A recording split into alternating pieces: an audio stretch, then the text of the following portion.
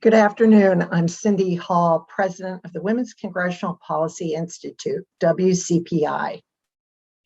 Welcome to this second discussion in our economic briefing series, The Impact of the Pandemic on Caregiving and Women in the Workforce.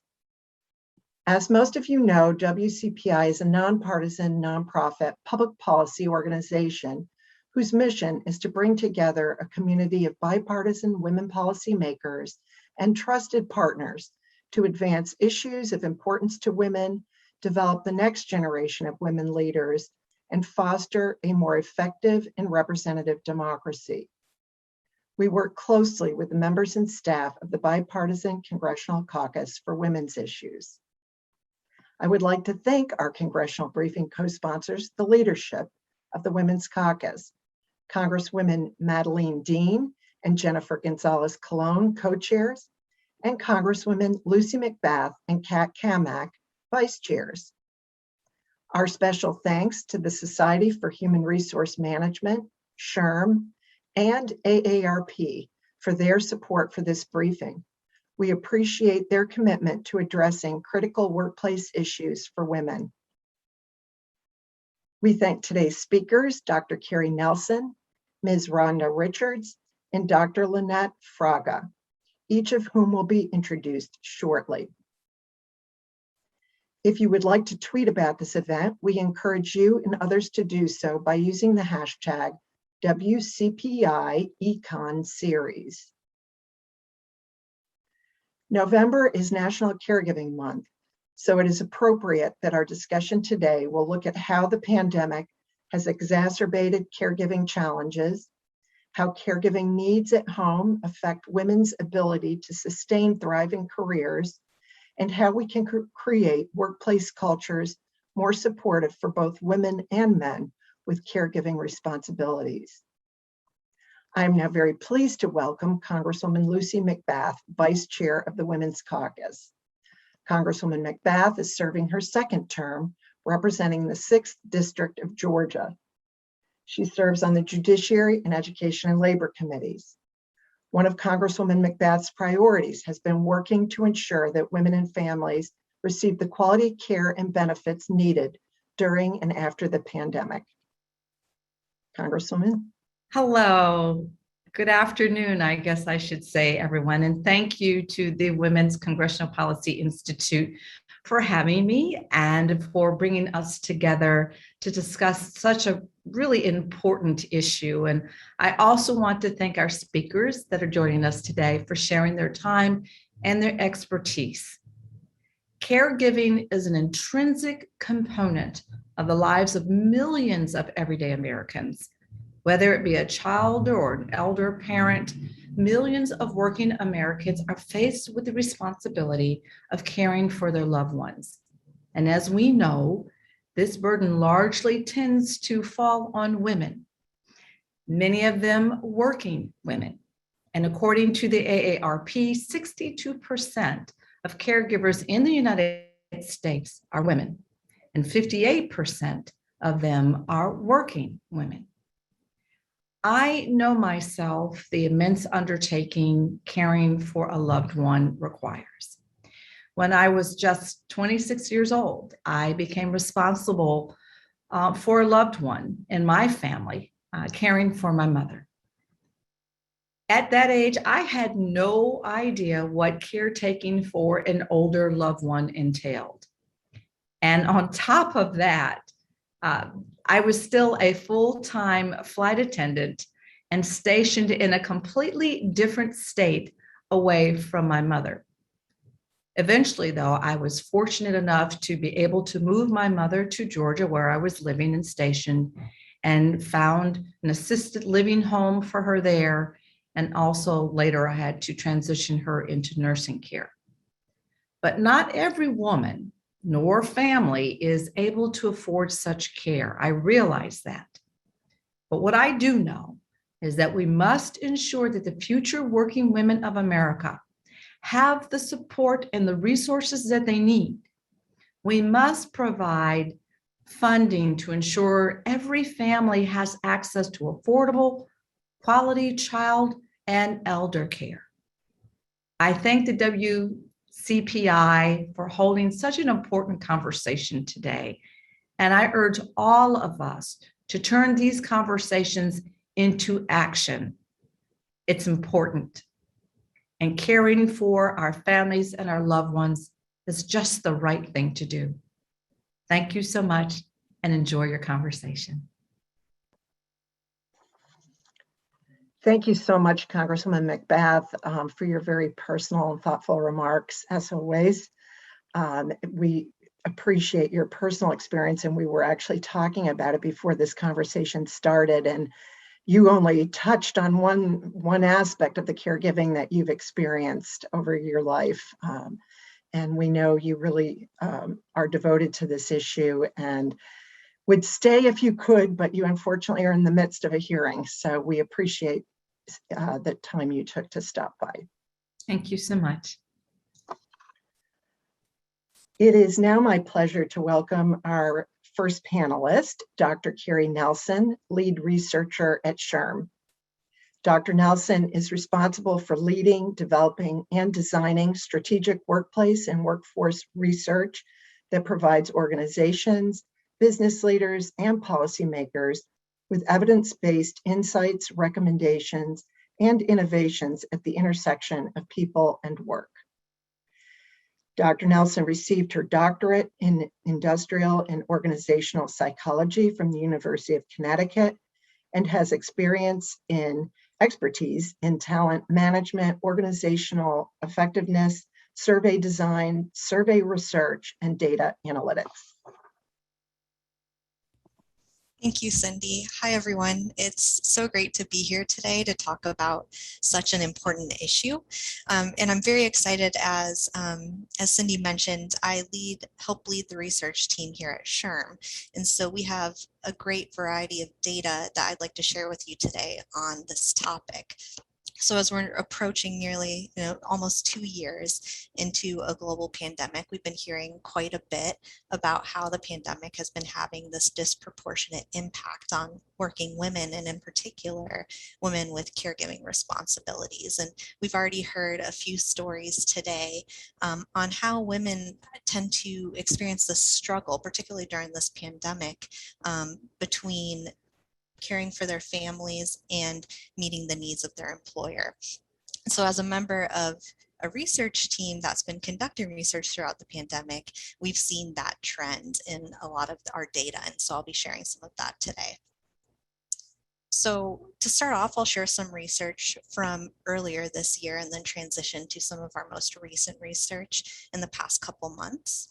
And so earlier this year, we conducted a survey ahead of International Women's Day in March, and we found that 22%, or over 1 in 5 US workers, said that they personally knew a woman who had voluntarily left the workforce during the pandemic, either due to childcare or elder care responsibilities. We also found that of those women who chose to remain in the workforce, about 1 in 4, or 27%, told us that they really felt the professional development opportunities had been negatively affected by the pandemic as a result of those caregiving responsibilities for their loved ones or family. And when we compare that to what male caregivers told us, what we found is only 10% told us that they felt their professional development had been stifled. So what we're really seeing here is a strong impact, particularly to working women and working women who are caregivers. We also found earlier this year a disproportionate impact on women's mental health. I know that's a topic that we've been hearing a lot about recently. So earlier this year, we found that about 1/3 of working women told us they report feeling tired or having little energy versus only 22% of working men. And we also found that nearly half of working women report feeling emotionally drained from their work versus only 33% of working men. And then last but not least, when we're talking about burnout, which we know is a top issue right now, about 45% of working women reported feeling burned out from work compared to only 37% of working men.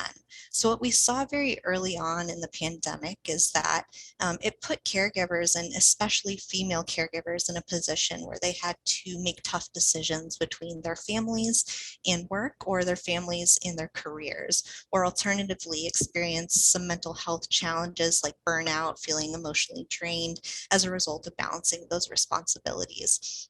And that was especially at a time where we saw that caregiving support systems such as childcare facilities were closed, or schools had transitioned to remote learning. And parents had to figure out how to balance that, be there for their children at the same time as meeting their work responsibilities. So since then, we've done some additional follow-up surveys, and what we've found is this continued impact on caregivers. So for example, later this summer, we did a survey as many states were lifting restrictions, transitioning back to quote unquote the new normal. And what we found was that 29% of workers with childcare responsibilities told us they experienced some kind of career setback as a result of the pandemic. And that's versus only 23% of workers without childcare responsibilities. So about a 6 percentage point difference in impact there. We also found that about 1 in 5, or 20% of workers with childcare responsibilities told us at some points during the pandemic, they felt that they were given less desirable work assignments than other employees that they didn't ask for because of their responsibilities. So speaking to that setback, those professional development opportunities being so key for both men and women to advance their careers. So in order to manage both their work lives and their home lives, we really saw this subset of caregivers experiencing setbacks. And then most recently, in the past couple months, we took another pulse on these issues, seeing as, for example, many schools are returning to in-person schooling.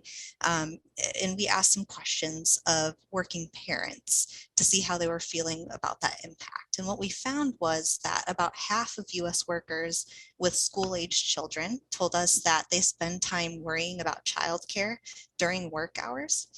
We also found that nearly a third of workers with those school-aged children worry that if their schools return to remote learning, that they might have to quit their jobs. And then last but not least, we found that nearly 40% of those workers with school-aged children told us that if those schools returned to remote working, they weren't sure if they could continue to meet their job requirements. So definitely a long-term impact here that we're seeing, in a consistent pattern about the struggles that working women and women caregivers are experiencing in the workplace, particularly exacerbated by the pandemic. But the positive news is, here at SHRM, we tend to look at multiple perspectives. So we want to understand the struggles of workers, and then also understand what employers are currently doing. And so we've also asked HR professionals what their organizations have done in this space.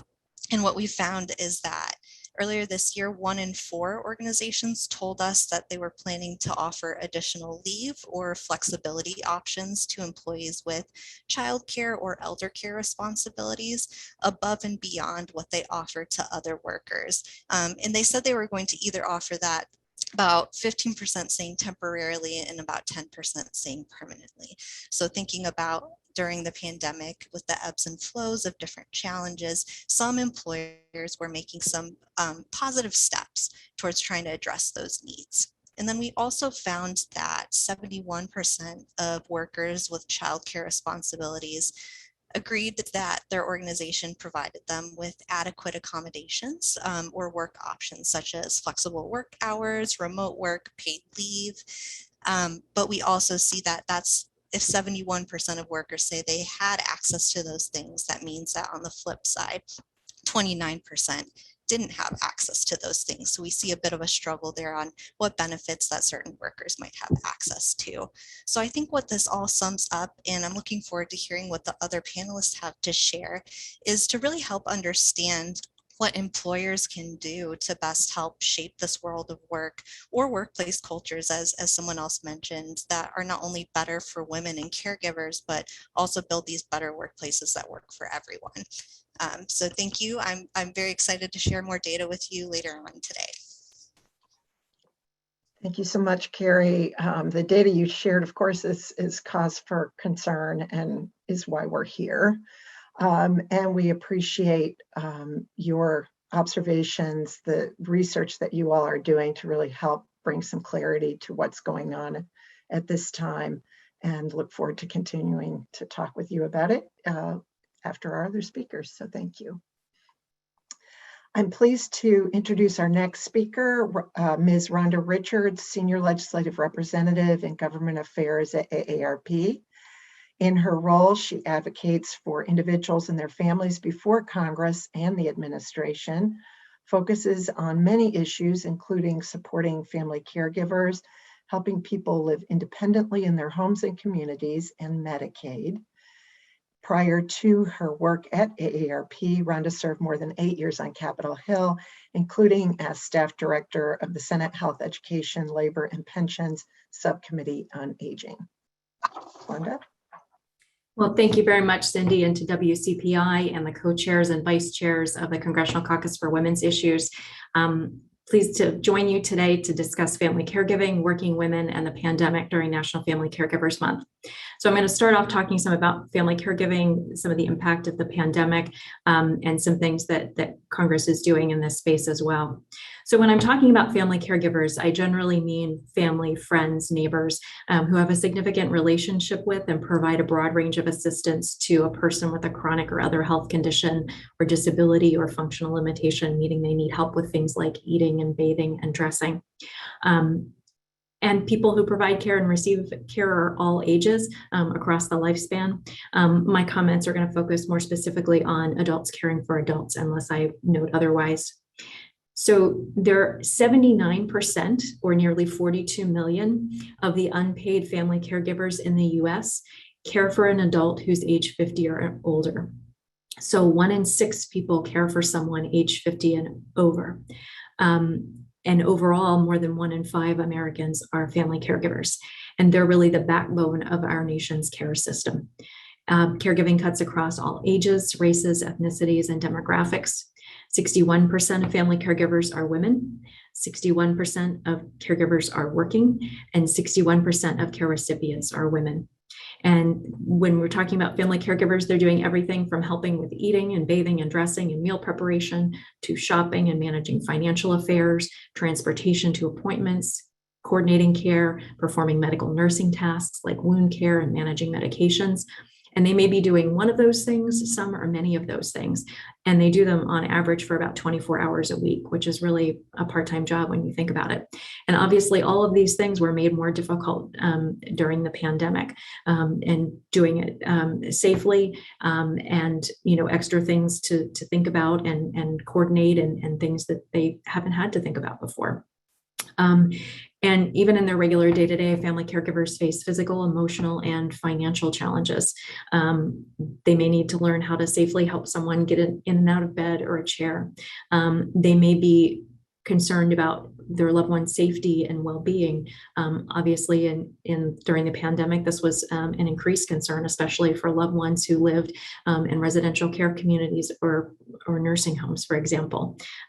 Thinking about how they'll care for them, and juggling everything that caregivers have in their own lives, including their work, and taking care of their own health and well-being while they're caring for their loved one. More than half of working caregivers have experienced at least one work-related impact as a result of their caregiving.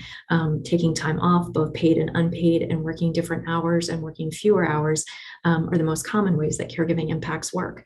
And obviously work was impacted during the pandemic as well, with caregiving and workplaces changing, and where people are working impacting their caregiving as well. And many women are cutting back on their work hours, foregoing promotions, or leaving the workforce entirely. And that has really tremendous economic consequences.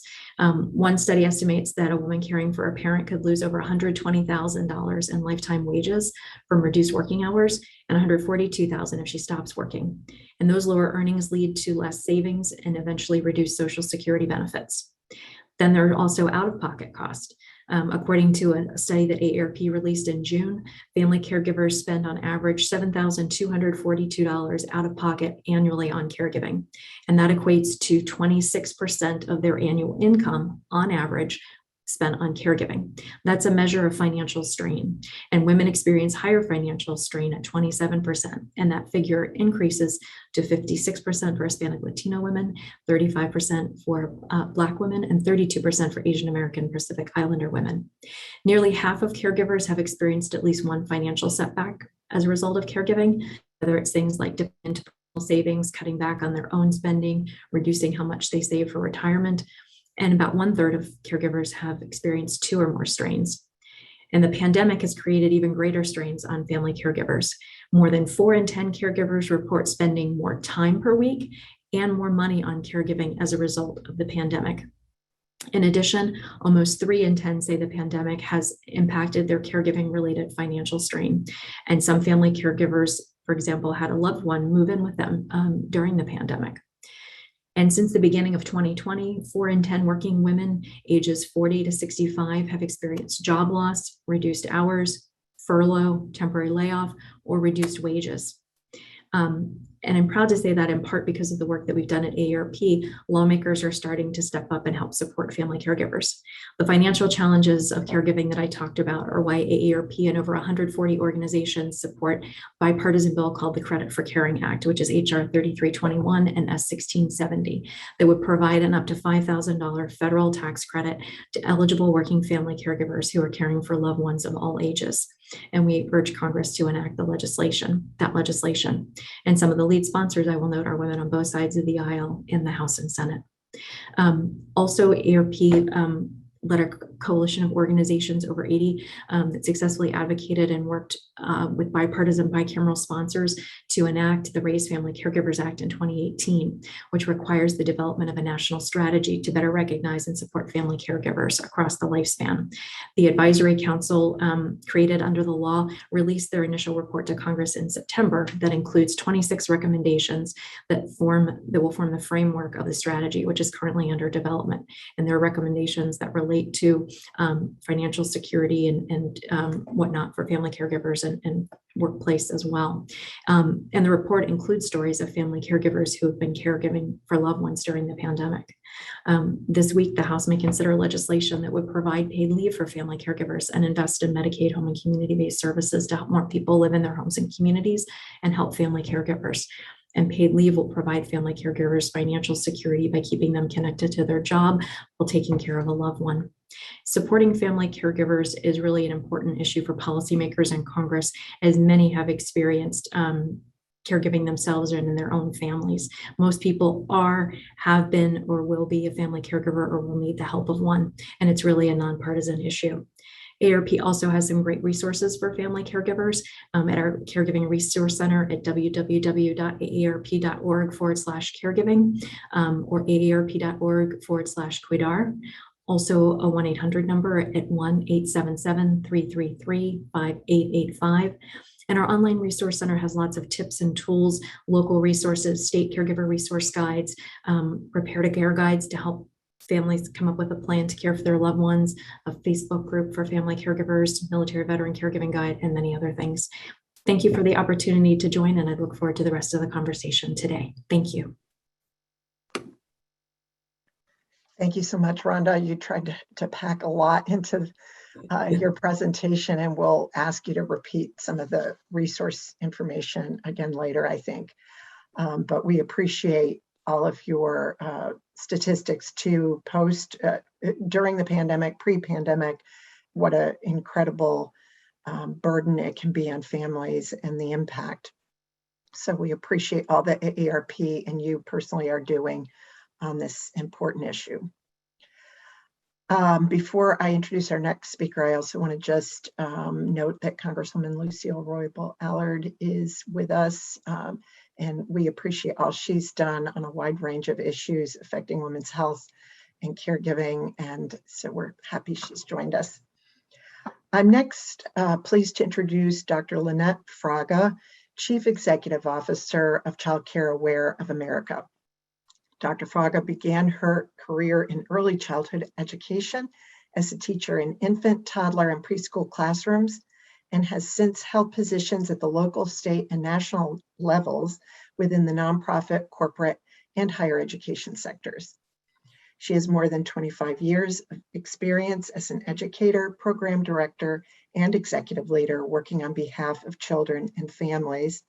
And since she became executive director at Childcare Aware of America, she has sought to position the organization as the nation's leading voice on childcare and policy, practice, and research. We're so pleased to have you. Thank you. Thank you so very much, Cindy, for that introduction. And thank you to Cindy and WCPI for inviting me to speak with you today. Truly am grateful, particularly after hearing both Dr. Nelson and Ms. Davis speak as well. My heartfelt thanks to the Congresswomen here and to all of the Congresswomen who have elevated caregiving as a top tier issue in Congress. We're talking about historic federal investment in childcare because women had seats at the table in Congress, and super excited about the opportunity to share about why that's so critical. Over the last year and a half, we have all seen the far-reaching impact and effect the pandemic has had on children and on parents and on our economy. And as Kerri and Rhonda highlighted, working parents and especially women have struggled to balance the demands of work and family. The pandemic has highlighted pre-existing challenges with the system of early care and education across the nation. So let's be clear, we have been speaking to the need for quality, affordable, and accessible childcare for decades prior to the pandemic. It has literally taken a global pandemic and enough people feeling the pain of lack of access and its implications for us to put needed focus on childcare. The childcare system relies on a patchwork of funding streams that places too high a burden on families paying the price of care and on educators working for low wages, with the median pay of about $12 per hour, often without health insurance or other benefits, creating clear inequities. And there are just not enough childcare providers to meet the demand. Providers were leaving the field in record numbers even before the pandemic. And this is particularly affecting families of color, families living in rural areas, and children with special needs. Prior to the pandemic, the childcare supply was decreasing, and over half of the US population, lived in what we call childcare deserts, or census-tract areas that either completely lack early childhood services or only have a third of the licensed childcare capacity that's needed by the families in their areas. When COVID-19 was layered onto the already fragile childcare system, it literally shattered. We'll soon be releasing a report at Childcare Aware of America that highlights new survey data showing that nearly 16,000 childcare providers in 37 states permanently closed from December 2019 to March 2021. That's almost a 10% decrease in providers. It's about a 9% decrease. The report also highlights the importance of quality in childcare. While it's imperative that we grow the childcare system, ensuring that there are the needed slots in high quality settings is equally, if not more important. Kelly described earlier the challenges with families and how they feel about childcare and the need for care. When you have those that are really worried about where their children are at, how they are at work is also impacted. Our surveys for many years have also shown that childcare continues to be unaffordable for too many families in the United States. During the pandemic, the cost to provide childcare has increased due to several factors, including fewer children in the classroom or home, and the need to purchase health and safety supplies. The pandemic has really impacted childcare. Parents are struggling to find and afford childcare as they re-enter the workforce. Childcare programs are short-staffed, with providers feeling burned out. The pandemic is still causing uncertainty and confusion for our childcare system. So here we are. The $50 billion in federal relief funding for childcare over the past year and a half will have will save thousands of providers from permanent closure and help families across the country afford childcare. This is good news, but we have to commit to building back a better system that is more accessible and affordable for families and offers providers a living wage and benefits. In October, President Biden announced a new framework for the Build Back Better Act. It included $400 billion for childcare and early learning investments over the next 6 years. If it's signed into law, this will dramatically transform the childcare and early learning system for nearly every family with young children, as well as for childcare providers themselves. These new investments will pave the way for free high-quality universal preschool for all 3 and 4-year-old children. Parents will be able to send children to the preschool setting of their choice, whether it's a licensed childcare provider or a local public school. And childcare costs will be limited to no more than 7% of income for families earning up to 250% of state median income. This federal funding will also ensure that states increase compensation for childcare providers and invest in the supply and quality of care that includes family childcare homes and childcare centers. In the coming weeks, the House and Senate must agree on and pass the same bill, which will then head to President Biden for his signatures. Families and childcare providers across the country cannot wait. The urgency in the statistics we've already heard about the impact of care and families is so critical and urgent. These robust investments represent a historic opportunity to create long-lasting, meaningful changes that will direct and impact all communities, children, and families. Thank you. Thank you so much, Lynette, and for all the work that your organization and you personally are doing on behalf of children and families and providers. We are going to next move to questions and for our panelists. As has been our practice in the abbreviated virtual briefings versus in person, we are including only advanced questions for today's panelists. We do look forward to a more interactive briefing format when we are back in person, which we hope will be very soon next year. So with that, I will begin with an individual question for each of our speakers and then move to some joint questions. So we'll start with Kerri. Given that many have become accustomed to working from home since the pandemic, employees' expectations towards their employers' leave policies have changed. And moving forward, this is not only an issue for women in the workforce, but also for companies trying to stay competitive. So how can implementing better paid leave policies be good for companies? And I want to note that it's pretty clear paid leave is a bipartisan goal. So Kerri, I'll start with you.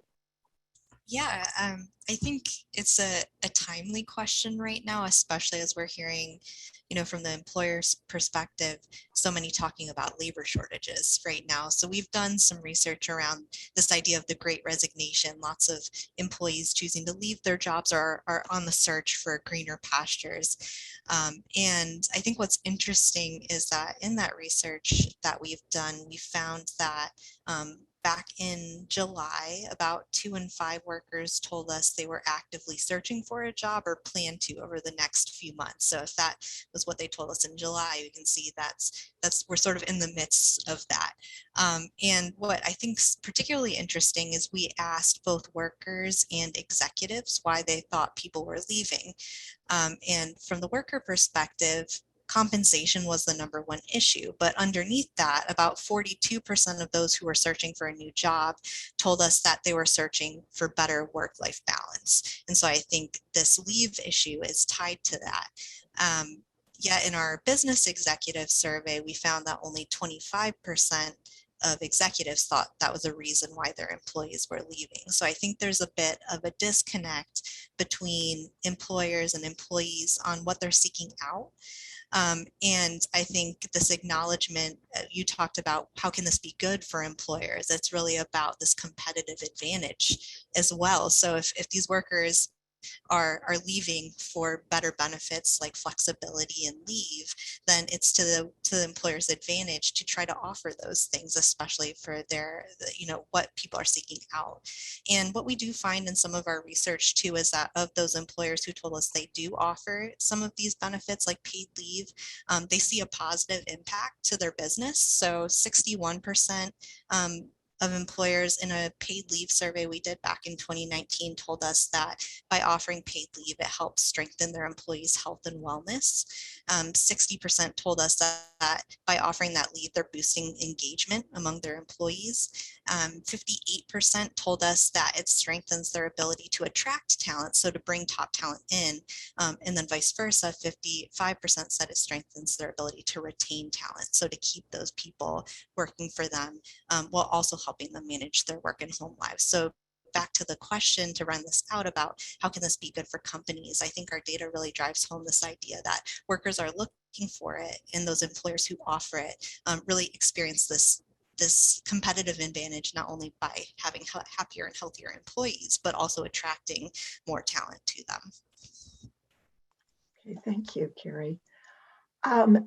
Rhonda, could you just speak a bit more about the financial impacts of elder care that people may not be thinking about? Because you certainly touched on a few, some may be obvious, but it really is an incredible burden. So could you speak a bit more to that? Sure, I'd be happy to, and I'll reference some of the things I said earlier and build on that as well. Obviously, working is important to long-term financial security, especially for women as well. And as I mentioned, more than half of family caregivers have experienced at least one work-related impact as a result of caregiving. It can impact, coming in early, leaving early, taking time off, whether it's paid or unpaid, working different hours, working fewer hours. Some family caregivers may resign from their job or retire early due to their caregiving responsibilities. And obviously, if they're cutting back their hours, they may be or leaving the workforce. Obviously, they're doing things like foregoing promotions, which can impact economic security. And obviously, when they leave the workforce entirely, that impacts it too, in terms of big, significant economic consequences. I referenced one study that looked at a woman caring for a parent could lose over $120,000 in lifetime wages from reduced hours and $142,000 if she stops working. And then if you add on losses due to reduced Social Security benefits, and if that person may have had a pension that was impacted as well, that same study found that in total, the cost impact of caregiving on the individual female caregiver in terms of lost wages, Social Security benefits, et cetera, over the course of her lifetime was over $324,000, which is a significant amount. And I mentioned too that family caregivers, nearly half have experienced at least one financial setback as a result of caregiving. Some of the more common ones were cutting back on personal spending, dipping into savings accounts, and that kind of thing. But nearly 1 in 5 also had to cut back on their own healthcare spending or reduce the amount that they save for retirement. Again, caregivers also dip into retirement savings. They may take out a loan or borrow from someone. And again, the workforce impacts too in terms of resigning their job or retiring early. So all of those things together, if you experience them in different combinations and in totality, can be quite significant and lead to reduced financial security over the course of someone's lifetime. And all of that I just mentioned is in addition to the out-of-pocket costs that we talked about 8 in 10 caregivers on average have out-of-pocket costs, and over $7,000 on average yearly. And again, the financial strain there is greater for women. So it's quite significant.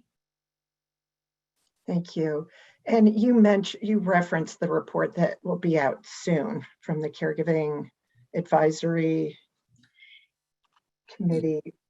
Yes, there is Under the Raised Family Caregivers Act, the advisory council there, the Raised Family Caregiving Advisory Council, actually issued their initial report to Congress in September, which has 26 recommendations in it that will form the foundation for the strategy that is currently being developed by the Administration for Community Living, the members of the advisory council, both federal and non-federal members of the advisory council, and others. Public input informs that as well. So we're expecting that in 2022.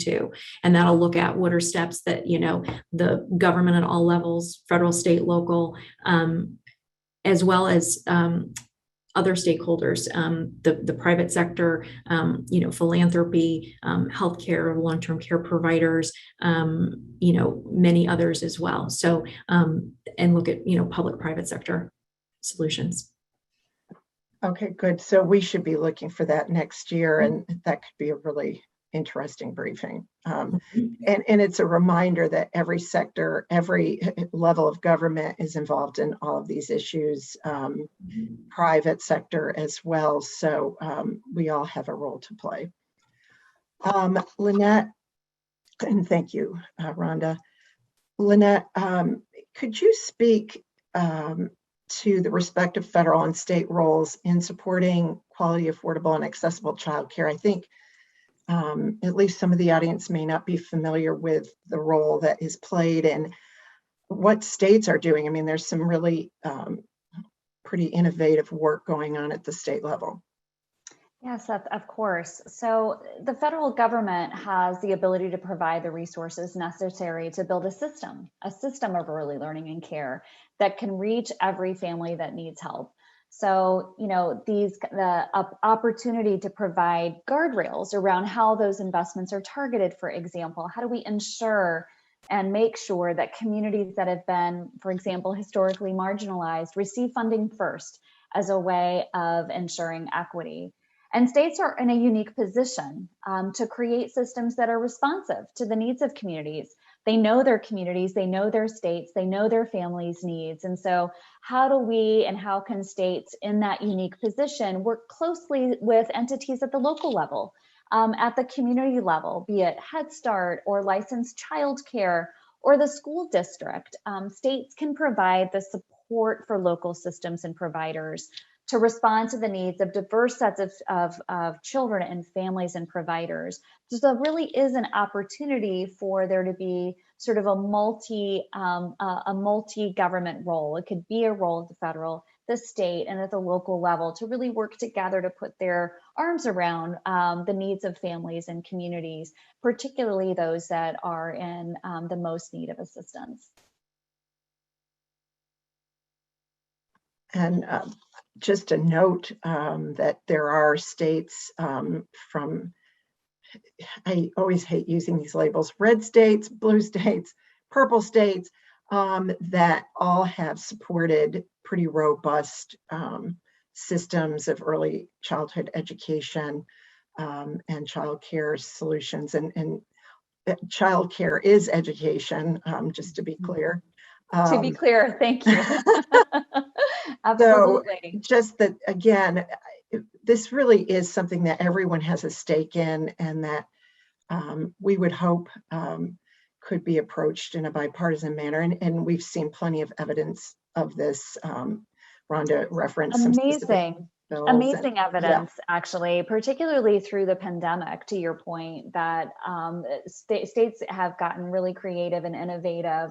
And I think, again, bringing the attention back to how critical care is, and in the case of where I'm sort of pointing my spotlight on childcare, is to economies and communities to be able to work, right, and to be able to function.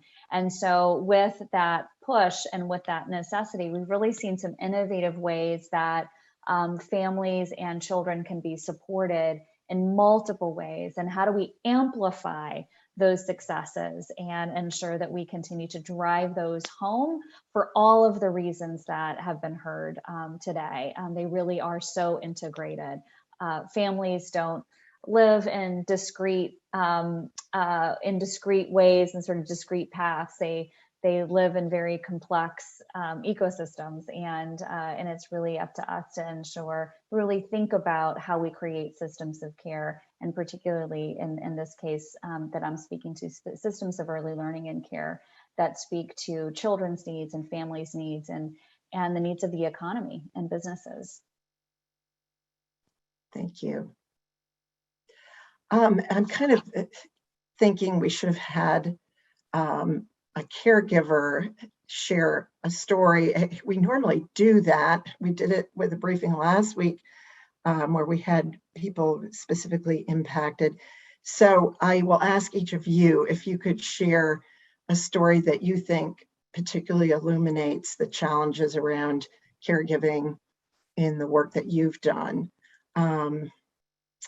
And why bipartisan reforms are so needed too. So Kerri, I'll start with you if.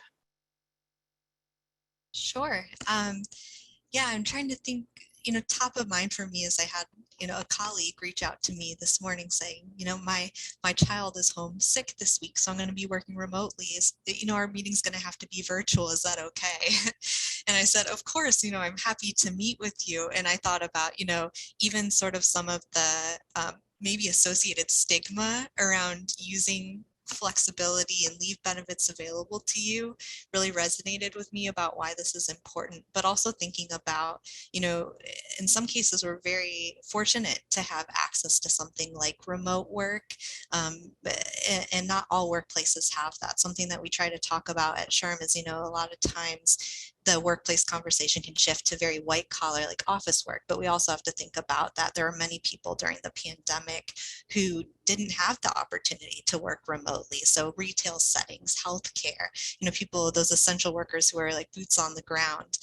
So I think, that story is like one small piece of it, but I really related to that. And if I could share one data point that we collected recently is that we found 22% of workers with childcare responsibilities told us they felt they said they were penalized or were afraid they'd be penalized if they asked for an accommodation for those responsibilities during the pandemic.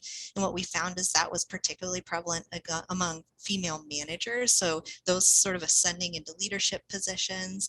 And to me, I think it's really all about, taking these anecdotes and really understanding what can we do to build better cultures and sense of empathy where we can understand how do we reduce the stigma around using what's available and help understand people who don't have access, what are we able to do to help those people, to really thrive not only in work, but also with their families. Thanks, Kerri. And you raised a really important point. It's something that we covered in our first briefing earlier in the year. Our workers that are not enjoying the luxury of being able to work at home remotely, frontline workers, to use an umbrella term, but also people that have very non-traditional hours, which make accessing care for children particularly difficult. So I think that's another really important topic, one that we probably should be focusing on as a separate briefing to help expand understanding of the complexity really of this whole system. Rhonda, do you have a story? Yes. Actually, thousands of family caregivers from all over the country have shared their struggles with AARP.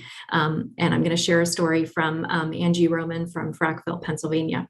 Angie and her husband relocated from Arizona to care for his parents, who expressed a desire to age in place in her father-in-law's childhood home. And prior to their care, Angie supported her own parents at home, paying $30,000 annually for a full-time caregiver so that she could continue working. Her 90-year-old father-in-law is 85% blind with glaucoma, and her 88-year-old mother-in-law has stage 3 kidney disease, congestive heart failure, and struggles with mobility. To better meet their needs, Angie had to convert their living room into a modified hospital room. She and her husband support all of their activities of daily living, including bathing, dressing, preparing meals, managing medications, and more. And as Angie's in-laws' needs have increased, her husband had to walk away from his small business after 40 years of investment. They lost $70,000 in yearly income for their family, which took a serious financial toll. And Angie continues to work full-time to cover expenses, ensure they have access to healthcare, and rebuild their retirement savings and cover the cost of caregiving.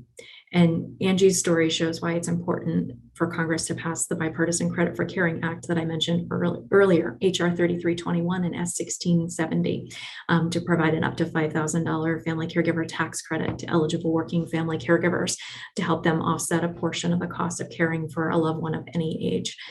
It would help pay for things like a home care aid, home modifications, assistive technology, respite care to give caregivers a temporary break, and more.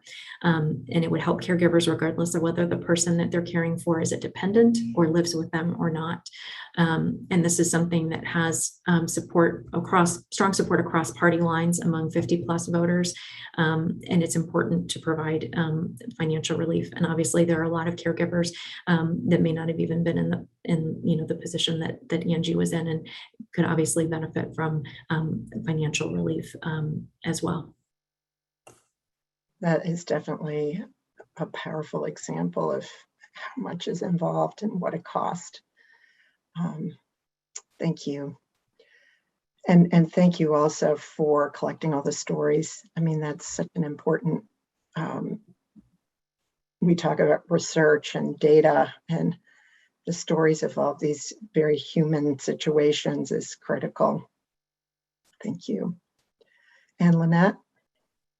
Yes, and I would agree with that, Cindy, in terms of the story collection. And I so appreciate AARP sharing the collection of stories. We do the same, and we also collect stories, both from families and from providers of care. And would encourage anyone who's interested. We do have a StoryCorps type stories recorded on our website at childcareaware.org to hear more from parents particularly. But today I'm going to provide just a couple of stories from providers of care who care so much. Again, we talk about caring about the caregiver, right? And so in this case, it's providers who've really stepped into this role as an early care and education provider. So Melissa is a provider in West Virginia, and she shared with us the need in her community is greater than they can accommodate. And the number of childcare providers has decreased each year, and dealing with the pandemic had increased the pace of providers leaving the business. More federal funding would mean more children would have the opportunity for high quality early childhood experiences that will shape their future success. I think Melissa's story really speaks into, I want to be in this role. I want to be able to provide care. I want to support my families, and I'm really struggling. And we're seeing the decrease as a result. And then Lynette, also a Lynette, a provider in Iowa, wrote that she provided childcare in her home for 32 years.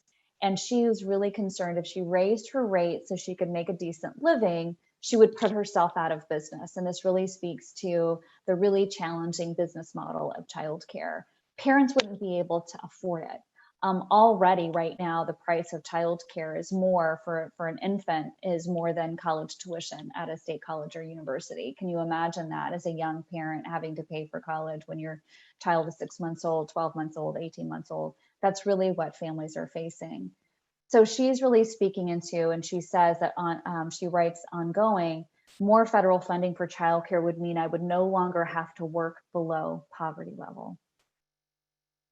Our providers themselves are working at poverty level wages.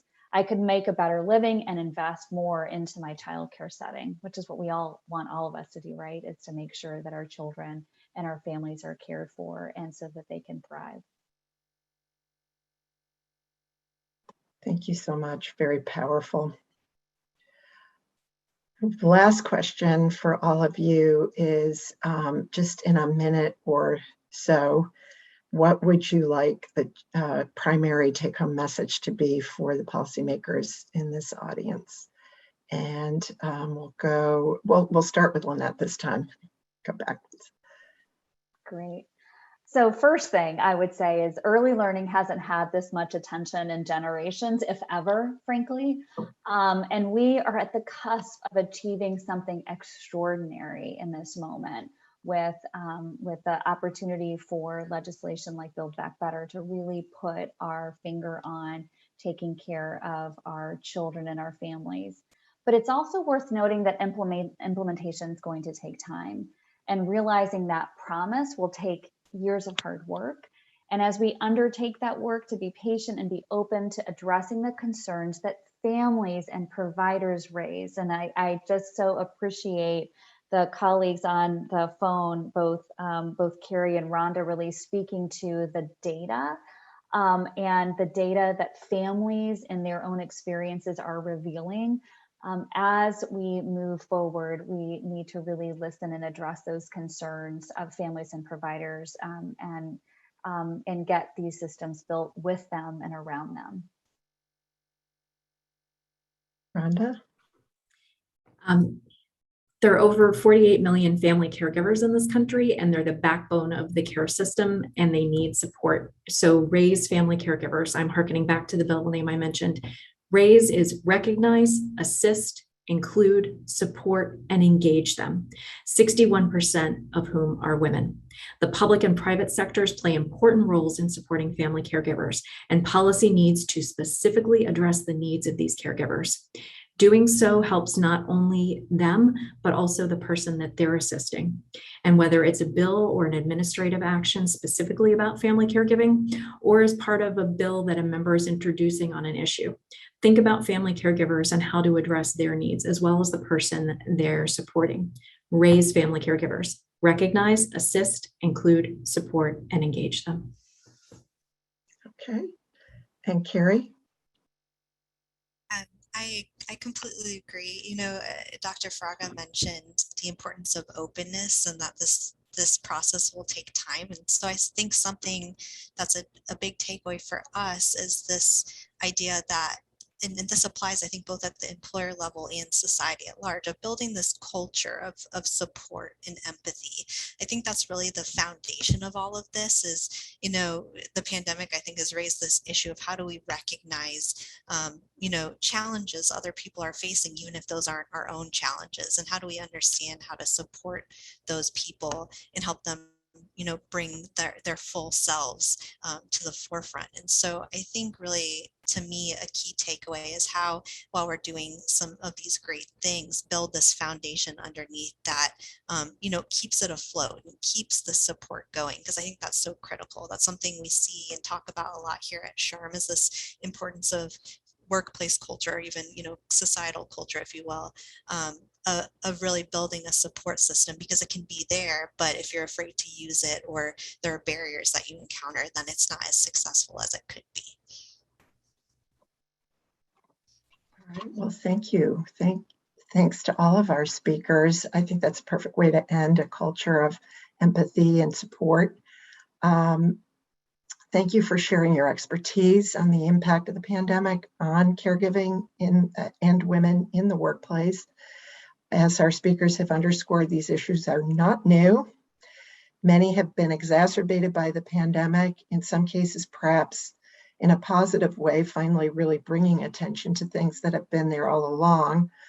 And at a time when Congress is at a critical juncture regarding federal support for caregiving, we hope that today's briefing has provided valuable insight and inspired some new ideas and potential solutions to bring about bipartisan, sustainable change.